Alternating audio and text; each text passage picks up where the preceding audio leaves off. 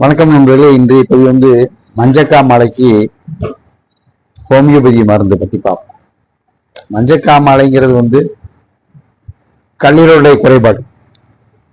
கல்லீரல்ல தேக்கம் உண்டாச்சு, அதிகப்படியான தேக்கம் உண்டாச்சுன்னா கல்லீரலுடைய வேலை பாதிக்கப்படும். கல்லீரல் கெட்டு போகும், ஒன்று வீங்கிரும், இல்லை சுருங்கிரும், அழுக்காயிரும். இந்த மாதிரி கெட்டு போச்சுன்னா முதல்ல வரக்கூடிய இது மஞ்சள் காமாலை. மஞ்சள் காமாலை கண்ணு மூலமா அறியப்படுது. அப்ப கண்ணுக்கும் கல்லீரலுக்கும் தொடர்பு இருக்கு. யூரின் மூலமாவும் தெரியும். மஞ்சளா யூரின் போனாலும் மஞ்சள் காமாலை இருக்கு அப்படின்னு. அதாவது காலையில எந்திரிச்சோன்னா யூரின் போறோம், மஞ்சளா போகுது. இல்லை இடையில என்னைக்கா போகுது மஞ்சளா போகுதுன்னா அது மஞ்சள் காமாலை அறிகுறி கிடையாது. ரெகுலராகவே மஞ்சளாவே எந்நேரமும் எவ்வளவு தண்ணி குடிச்சாலும் மஞ்சளாத்தான் போகுதுன்னா மஞ்சள் காமாலைக்குள்ளாரு. கண்ணு எப்பவுமே மஞ்சளாவே பஞ்ச பூத்து இருக்கு, மஞ்சளா இருக்கு, மஞ்சள் காமாலை. பனியன் உள்ள போடுற பனியன் இருக்குல்ல, அந்த பனியன் மஞ்சள் நிறமா மாறுது, வேறு சுரப்பு மூலமா மஞ்சள் நிறமா மாறுது பனியன் அப்படின்னா மஞ்சள் காமாலை இருக்குன்னு அர்த்தம்.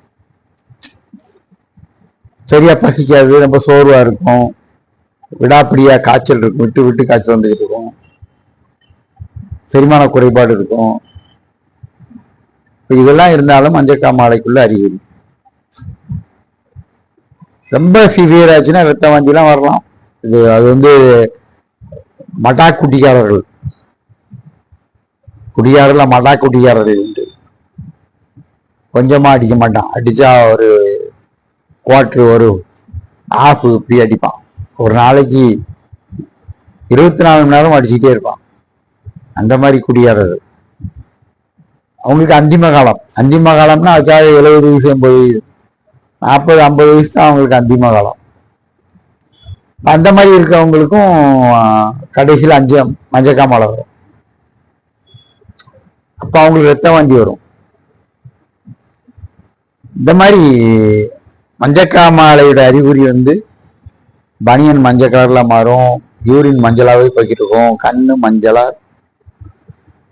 மாற்றம் தெரியும். இப்போ யூரின் போகும்போது மஞ்சள் காமாலை ஒருத்தங்களுக்கு இருக்கு அப்படின்னா நீங்க யூரின்ல கொஞ்சோட சோறு இருக்குல்ல, அரிசி சாதத்தை கொஞ்சம் ஒரு 10 பருக்க 15 பருக்கிய அந்த அவங்க போற யூரின்ல போட்டீங்கன்னா அந்த சாதம் மஞ்சள் கலர்ல ஆயிரும்.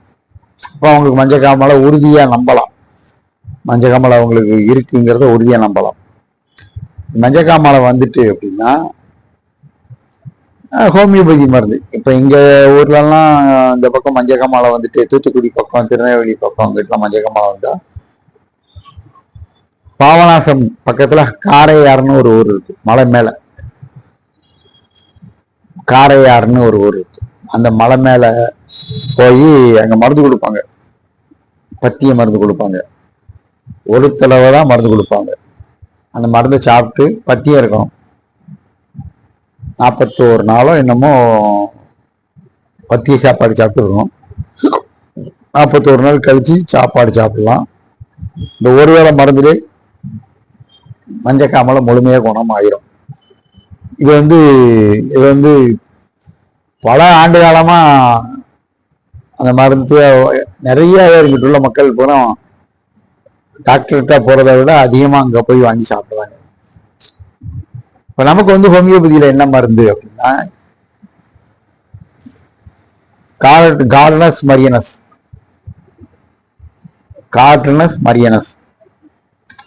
உங்களுக்கு திரையில வேணா அந்த பேரை போட்டு விடுறேன். கார்டனஸ் மரியனஸ், சியானந்தஸ், செலிடோனியம், ஹெலோனியஸ், இப்படி 4 மருந்து இருக்கு. காகிதம் இந்த 4ஐயும் வாங்கணும். உங்க பக்கத்துல இருக்க ஹோமியோபதி மருந்து இந்த 4ஐயும் வாங்கணும். நாங்க இந்த 4ஐயும் கலந்து வச்சிருப்போம், கலந்து ஒரே மருந்தா கொடுப்போம். இப்ப நீங்க வாங்க இருந்த 4ஐயும் தனித்தனியா வாங்கணும். ஒரு 30 ml வாங்கணும். வாங்கி தலா ஒவ்வொன்று 40 டிராப்ஸ், ஒரு 1/2 கிளாஸ் தண்ணியில 1 கிளாஸ் தண்ணியில 40 டிராப்ஸ் ஊற்றணும். ஊற்றி உங்களுடைய மஞ்சக்காமாலை எவ்வளவு சிவியரா இருக்கோ அதுக்கு தகுந்த மாதிரி குடிக்கணும். ரொம்ப சிவியரா இருக்குன்னா 1 மணி நேரத்துக்கு ஒருக்க குடிக்கலாம். இல்லை குறையாதான் இருக்கு இப்பதான் ஆரம்பம் அப்படின்னா ஒரு நாளைக்கு 4 நேரம், காலையில மதியம் சாயங்காலம் நைட்டு. ரொம்ப சிவியரா இருக்கு, சட்டெல்லாம் மஞ்சளாகிருது, வாமிட்டிங் சிம்டம்ஸ் இருக்கு, ரொம்ப அதிகமா இருக்கு, லூஸ் மோஷன் இருக்கு, தங்க மாட்டேக்கு, அந்த மாதிரிலாம் ரொம்ப இருக்கு அப்படின்னா 1 மணி நேரத்துக்கு ஒருக்க நீங்க அதை குடிக்கலாம். இது போக காலையில சைனா 30 பொட்டன்சியில சைனா வாங்கலாம். குளோபஸ் சீனி உருண்டையில் தருவாங்க.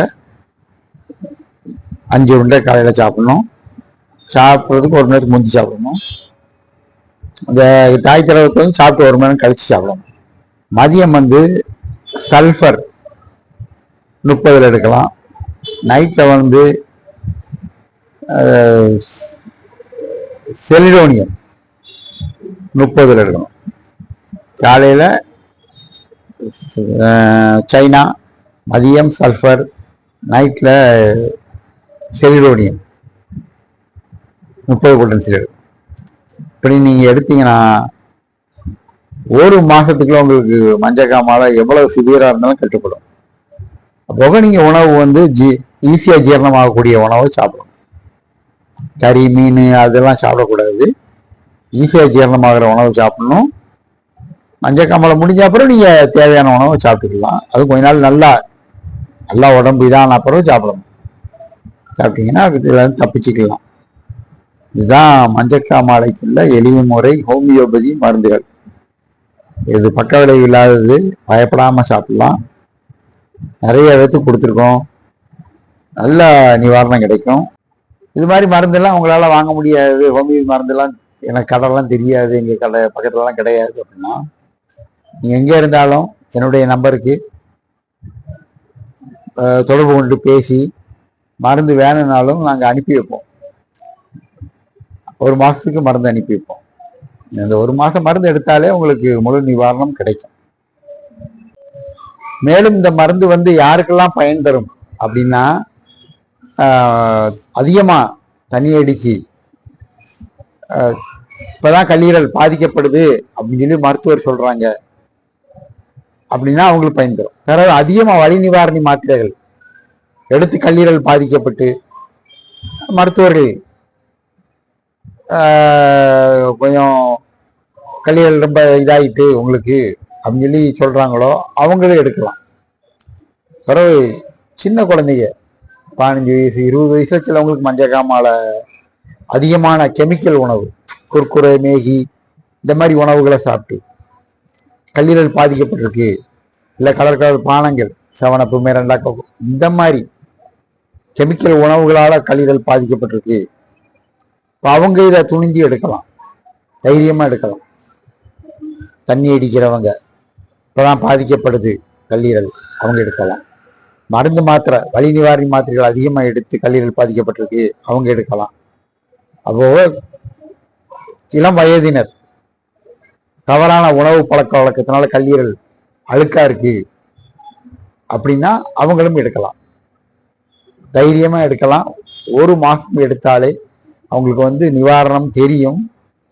தேவைன்னா ஒரு 6 மாசம் வரைக்கும் இந்த மருந்தை தைரியமா பயப்படாம எடுக்கலாம். நல்ல நிவாரணம் கிடைக்கும். மேலும் ஒரு நல்ல பயிரோடு நன்றி.